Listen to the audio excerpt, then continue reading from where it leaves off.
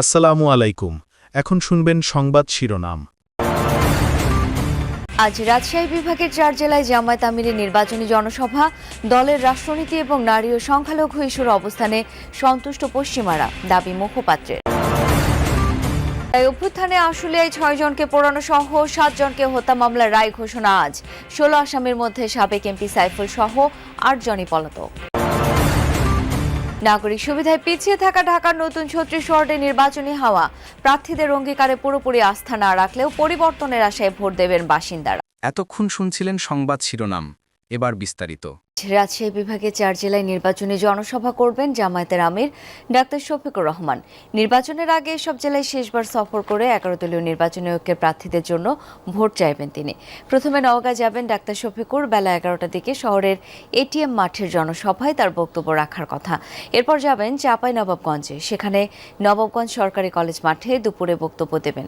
পরে রাজশাহীর গোতাগাড়িতে Mohishalbari degree college মাঠে এবং বিকেলে রাজশাহী শহরের মাদ্রাসা মাঠে বক্তব্য রাখবেন। জোটের অন্য দলগুলোর শীর্ষ নেতারাও জনসভায় উপস্থিত থাকবেন।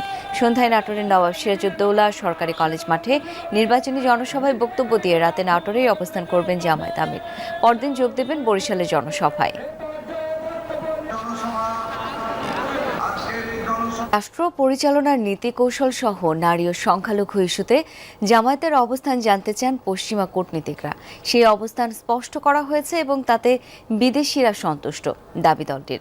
মুখপাত্র ইহসানুল মাহবুব জুবায়ের বলছেন, ভারত সহ সব দেশের সাথেই আত্মসম্মান এবং মর্যাদার ভিত্তিতে ভালো সম্পর্ক চায় জামায়াত। বলেছেন, দিল্লি প্রতিবেশী সবার আগে নীতি বাস্তবায়ন করলে দ্বিপাক্ষিক সব সমস্যার সমাধান সম্ভব। দলটির ভাষ্য, যুক্তরাষ্ট্র, ভারত, চীন বিশেষ কোনো দেশপন্থী রাজনীতি করবে না জামায়াত। দাবি, পাকিস্তানের সাথেও আলাদা কোনো জমজমাট নির্বাচনী প্রচারে জামায়াতে ইসলামী নিজেদের ইসলামী দল বললেও রাষ্ট্র পরিচালনায় গণতান্ত্রিক প্রক্রিয়া অনুসরণের কথা বলছে তারা। 12 তারিখের পরে 13 তারিখ নতুন বাংলাদেশের উদয় হবে ইনশাআল্লাহ। আওয়ামী লীগের পতনের পর থেকেই বিদেশিদের সাথে জামায়াতের বৈঠক আলোচনা খুবই দৃশ্যমান। এসব বৈঠকে তাদের নীতি কৌশল, বিশেষ করে নারী ও সংখ্যালঘু ইস্যুতে দলটির অবস্থান পশ্চিমারা জানতে চেয়েছে, সেটি স্পষ্ট করলেন এই নেতা। জামাতের পলিসি, ওমেন্স পলিসিটা কী হবে, মাইনরিটি পলিসিটা কী হবে, ফরেন পলিসিটা কী হবে, বাংলাদেশ জামাতে ইসলামী বাংলাদেশের দায়িত্ব পেলে আমাদের সরকার ব্যবস্থাটা কী ধরনের হবে, এগুলো তারা আমাদের জানতে চেয়েছেন এবং এগুলো নিয়ে তাদের সাথে আমাদের অনেক দফা আলোচনা হয়েছে। তাদের আলোচনা, তাদের সে বিষয়গুলো ক্লিয়ার হয়েছে। সরকার গঠনের সুযোগ পেলে শরিয়া বা ইসলামী আইন দলটি বাস্তবায়ন করবে কিনা তাও বুঝতে চেয়েছেন বিদেশিরা।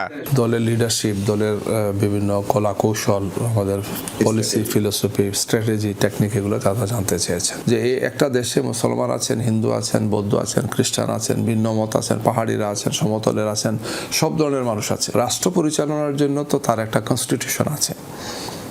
এই কনস্টিটিউশন অনুযায়ী দেশ চলবে, এটাই তো চলে আসছে, আমাদের এটা চলতে থাকবে আর কি। এই জন্য এই সমস্ত বিষয়গুলো আমরা সবার কাছে স্পষ্ট করেছি।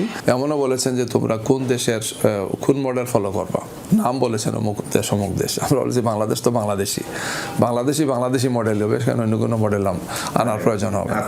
যুক্তরাষ্ট্রের সাথে জামায়াতের ঘনিষ্ঠতা নিয়ে কথা উঠলেও নেতাদের দাবি, কেবল বাংলাদেশপন্থী রাজনীতি করছেন তারা। কোনো দেশের দিকেই আমরা ঝুঁকে পড়ে আমরা কোনো দেশপন্থী আমরা হব না, বরং আমরা বাংলাদেশপন্থী। বাংলাদেশের প্রয়োজনে আমরা সবার সাথে কথা বলবো।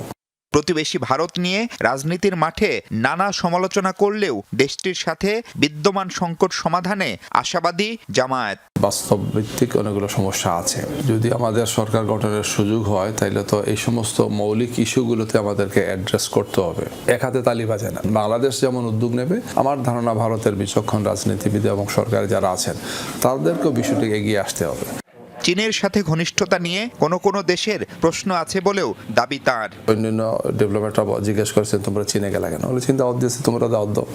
পাকিস্তানের সাথে বাড়তি ঘনিষ্ঠতার কথাও পুরোপুরি অস্বীকার করেন এই জামায়াত নেতা।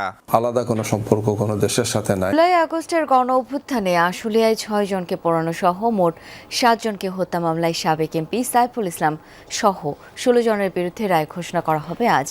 আন্তর্জাতিক অপরাধ ট্রাইব্যুনাল ২ এই রায় ঘোষণা করবে। এটি হবে ট্রাইব্যুনালে আওয়ামী লীগ সরকারের সময় মানবতা বিরোধী অপরাধের ঘটনায় হওয়া মামলার তৃতীয় রায়। 16 আসামির মধ্যে গ্রেপ্তার আছেন ঢাকা জেলার সাবেক এএসপি আব্দুল হালিল কাফি, এএসপি শাহিদুল ইসলাম, পুলিশ পরিদর্শক মোহাম্মদ আরাফাত হোসেন, এসআই আব্দুল মালেক, এসআই আরাফাত উদ্দিন, এএসআই কামরুল হাসান, শেখ আফজালুল হক ও কনস্টেবল মুকুল চোকদার। তবে সাবেক এমপি সাইফুল সহ 8 জন এখনো পলাতক। মামলায় সাক্ষ্য দিয়েছেন 23 জন। রায় ঘোষণার কার্যক্রম সরাসরি সম্প্রচার করবে বাংলাদেশ টেলিভিশন।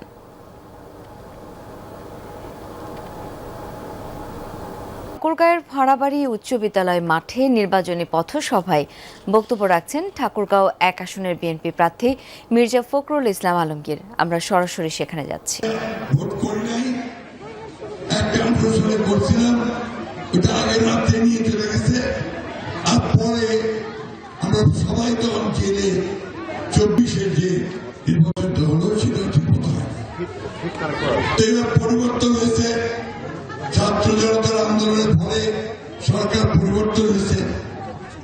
আমরা এবার একটা সবাই এই দেশের নাগরিকের সুযোগ পেয়েছি, এবার একটা সুষ্ঠু ভোট আমরা দিতে পারব এবং এইবারকার ভোটটাতে কোনো জালিয়াতি, চাতুরি, জবরদস্তি কোনো কিছু হওয়ার সম্ভাবনা নাই। কেন যে এখানে যে সরকারটা আছে, এই সরকারটা একটা নিরপেক্ষ সরকার। এই সরকার সুন্দর একটা ভোট করতে চায় যে ভোটের মাধ্যমে জনগণের যাকে নির্বাচন করবে তারাই সরকারটা গঠন করবে। সেনাবাহিনীর নিরপেক্ষ নির্বাচন চায়, জনগণ চায়, আমরা রাজনৈতিক দলগুলো নিরপেক্ষ নির্বাচন চাই।